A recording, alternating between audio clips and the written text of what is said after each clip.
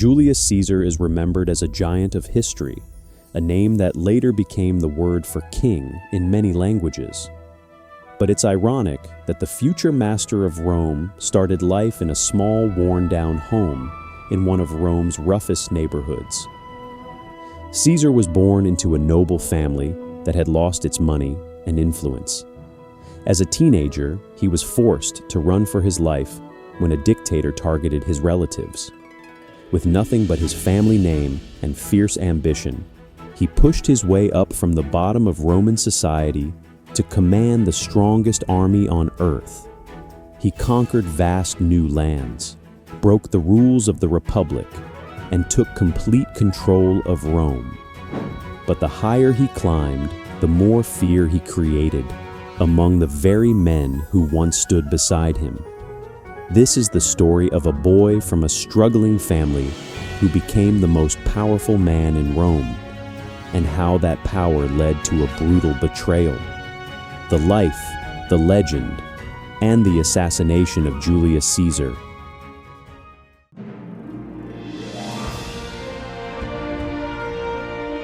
Rome, 100 BC. In a rough neighborhood called the Subura, a boy was born into an ancient noble name that had run out of money. His name was Julius Caesar. In Rome, a famous name could open doors, but Caesar learned early that only power could keep them open. His mother, Aurelia, was a formidable woman who made sure he received a strong education in speaking, writing, and philosophy. But his real lessons came from surviving. When Caesar was about 16, his life was turned upside down. A brutal dictator named Sulla took over Rome and started killing his enemies. Because of his family ties, Caesar was marked for death. Sulla's men came for him, and Caesar had to run for his life. He spent months hiding in the mountains, sick and alone, bribing soldiers just to stay alive. When he was finally pardoned and met the dictator face to face, Sulla warned his advisors, "Watch him. In this boy, there are many versions of his rivals." Sulla saw a dangerous fire in Caesar's eyes. He let him live, but it was a warning Caesar never forgot. Freed from Sulla's shadow, Caesar left Rome to study rhetoric in Greece. On the crossing, his ship was captured by Cilician pirates. They demanded a huge ransom for his release. Caesar laughed at them. He told them they were asking for too little and made them double the price. While he was their prisoner, he treated the pirates like his servants. He joked with them that once he was free, he would return and crucify them all. The pirates thought he was funny. He wasn't. The moment he was released, he raised a small navy, hunted them down, and did exactly what he promised. Julius Caesar was only 25, and he was already showing the world that he was not a man to be crossed.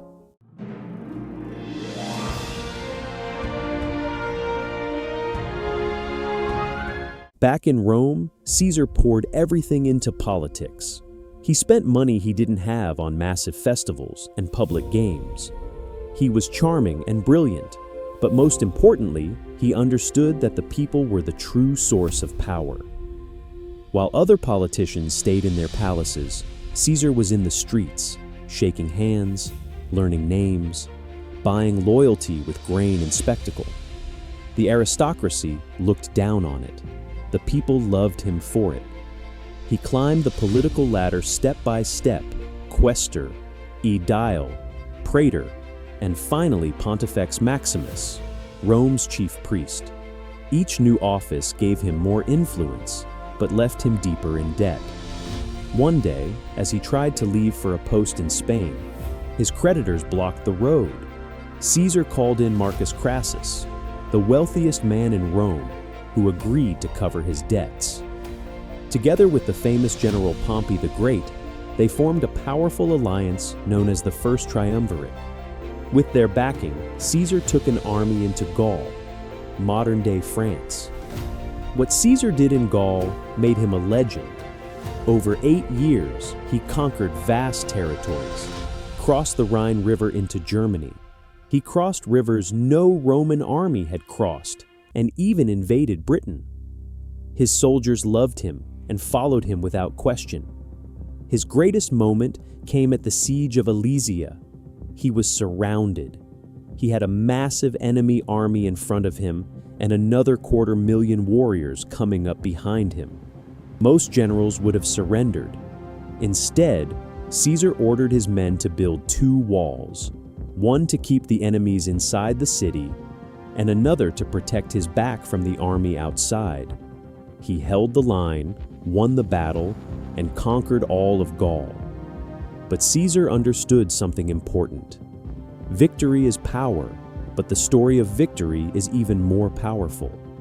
He wrote books about his victories in simple, gripping language, so the people back home felt like they were there with him and admired him even more. Meanwhile, things were falling apart at home. Crassus died in battle. Pompey's wife, who was Caesar's daughter, also died. Pompey turned against him, and their bond was gone. The Senate was terrified of Caesar's power. They ordered Caesar to give up his army and return to Rome to face trial. If he did, his career was over. If he didn't, it meant civil war. On a cold night in 49 BC, Caesar stood at the Rubicon River, the border he wasn't allowed to cross with an army. He looked at the water, said, "The die is cast," and marched into Italy.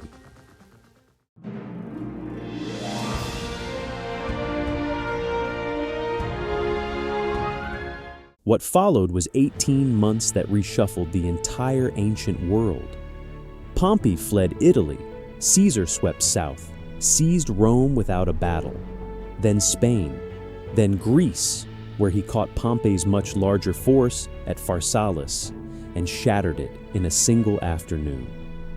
Pompey escaped to Egypt, and there on the shores of Alexandria, he was murdered by advisors to the young pharaoh, men who thought killing Caesar's enemy would earn Rome's favor. They sent Caesar Pompey's head in a sealed box. Caesar wept. He had not wanted this. Pompey used to be his ally and an old friend, his daughter's husband, his rival, yes, but not an enemy worthy of that end. His tears were genuine. Caesar was many things, ruthless, calculating, vain, but he was not cruel for cruelty's sake. When he could afford mercy, he exercised it.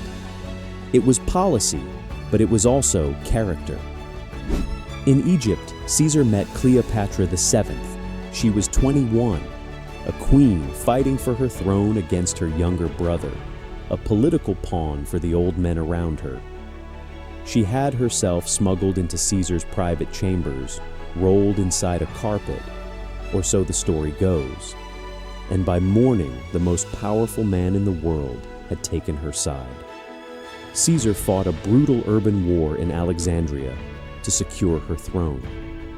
He set fire to ships in the harbor, and the flames spread to the great library of Alexandria, one of the most painful accidents of the ancient world. He spent months in Egypt, lingering far longer than military necessity required. Cleopatra bore him a son. She named him Caesarion. When Caesar finally returned to Rome in 46 BC, he held 4 triumphs in a single month, celebrations for Gaul, Egypt, Pontus, and Africa. He paraded foreign kings and prisoners through the streets.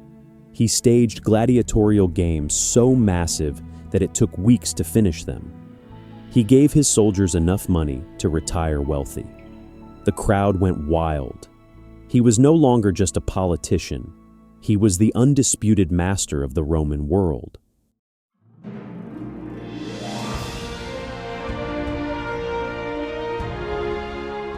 The Senate had no choice but to give him total power. They named him dictator for life. He put his face on the coins, fixed the economy, changed the calendar, and even named the month of July after himself. He gave land to the poor and money to every citizen. To the public, he was a hero, but in the halls of the Senate, the mood was dark. For 500 years, Rome had been a republic. They hated kings. The last Roman king, Tarquin the Proud, had been driven out 500 years earlier, and the Romans had spent every generation since then telling themselves that story as a founding myth. We killed our king. We govern ourselves. No man stands above the republic. And even though Caesar refused to wear a crown, he was acting exactly like one. A group of senators began to believe that killing Caesar was the only way to save the republic. A conspiracy began to form around two men, Gaius Cassius Longinus and Caesar's close friend Marcus Junius Brutus. Cassius was a soldier, sharp, pragmatic, burning with a resentment that he dressed up as principle. He had fought against Caesar at Pharsalus, been pardoned and given high office by the very man he now wanted dead.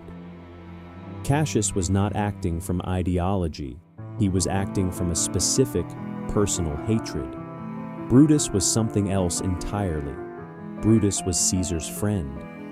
Perhaps more, there were ancient rumors, never proven, that Caesar had been romantically involved with Brutus's mother Servilia, and that he had a fatherly affection for Brutus that went beyond politics. Caesar had mentored him, trusted him, given him Rome's most prestigious governorship. Brutus was a man of honor who truly believed in the Republic. He didn't hate Caesar, he loved him.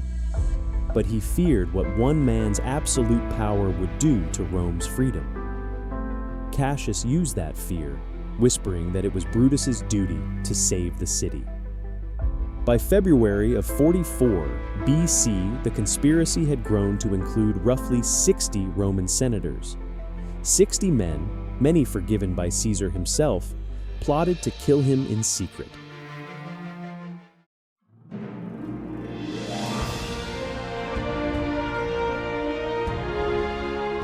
The killers chose March 15th, the Ides of March, for the attack.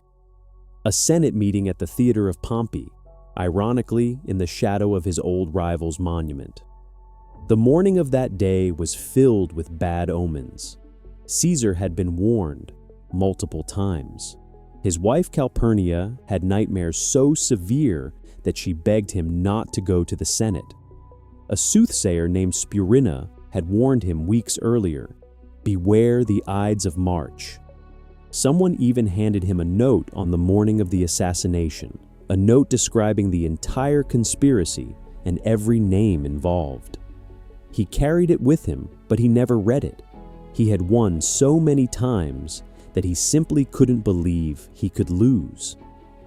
On March 15th, 44 BC, Caesar went to a Senate meeting at the Theater of Pompey. Caesar arrived late, helped through the crowded atrium by friends, joking with the people around him. The conspirators were positioned throughout the chamber. One man, Tullius Cimber, approached Caesar first with a petition, a request to recall his exiled brother. Caesar waved him away. Cimber grabbed Caesar's toga with both hands and pulled it down from his shoulder. It was the signal. Casca struck first, a blow to the neck, shallow, uncertain. Caesar grabbed the blade with his bare hand, and then they were all upon him. 23 men, 23 daggers.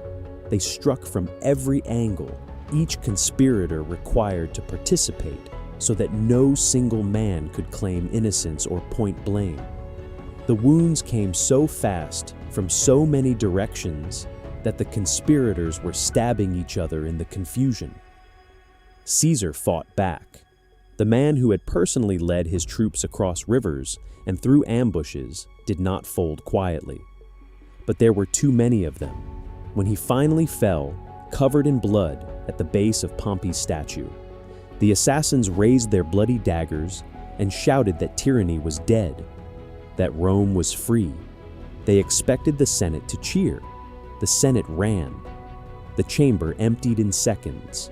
Men fled over each other, some tearing their togas, senators streaming into the streets of Rome. The conspirators stood alone in an empty room with a dead man, and the growing awareness that they had thought extensively about how to kill Caesar, and almost nothing about what came after. Rome did not celebrate.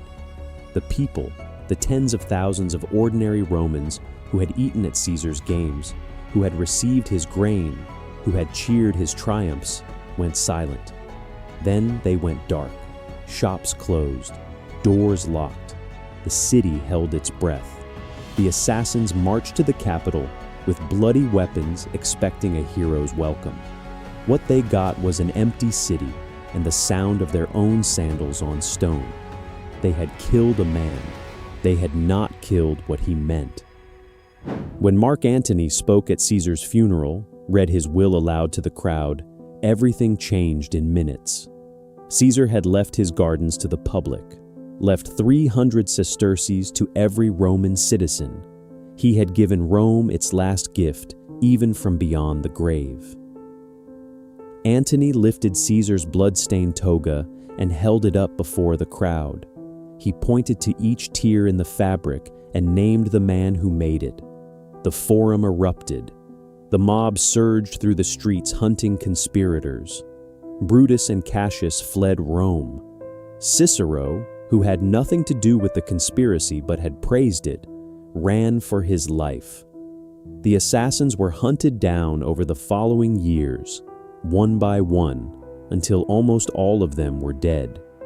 Brutus and Cassius died at Philippi in 42 BC, facing Caesar's heir Octavian and Mark Antony across a battlefield. Cassius, believing the battle already lost, asked his own servant to kill him. Brutus fell on his own sword. At the very end, alone, Brutus reportedly said, "O wretched virtue, so thou wert but a name, and I did worship thee as real indeed. But now it seems thou wert but fortune's slave."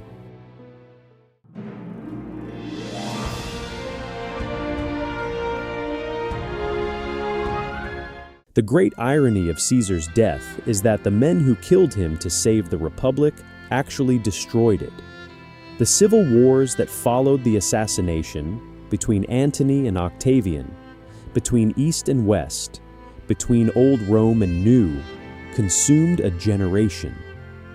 And when the dust finally settled, it was not the Senate that ruled. It was Caesar's 19-year-old nephew, Octavian, who renamed himself Augustus, who stood over everything and became the first emperor of ancient Rome. The Republic was finished, replaced by an empire that would last 500 more years in the West and over 1,000 in the East. Caesar's name became a title for king in a dozen different languages. Every Roman emperor called himself Caesar. It became Kaiser in German, Tsar in Russian, even the Arabic Kaiser, a word that meant simply supreme ruler, used by civilizations Caesar had never dreamed of for 2,000 years after his death. The Senate declared him a god. A bright star that appeared in the sky after his death was called the Julian star. The Romans said it was Caesar's soul ascending to the heavens. Julius Caesar was not a good man by modern standards. He was ruthless. He was vain. His conquest of Gaul killed or enslaved over 1 million people, an act that, stripped of Roman glory, was genocide on a continental scale. But he was one of the few figures who changed the path of human history forever, whose ambition and brilliance are so outsized that the world cannot contain them and cannot forget them. He wanted to be remembered until the end of time. On that count, at least, he got exactly what he wanted.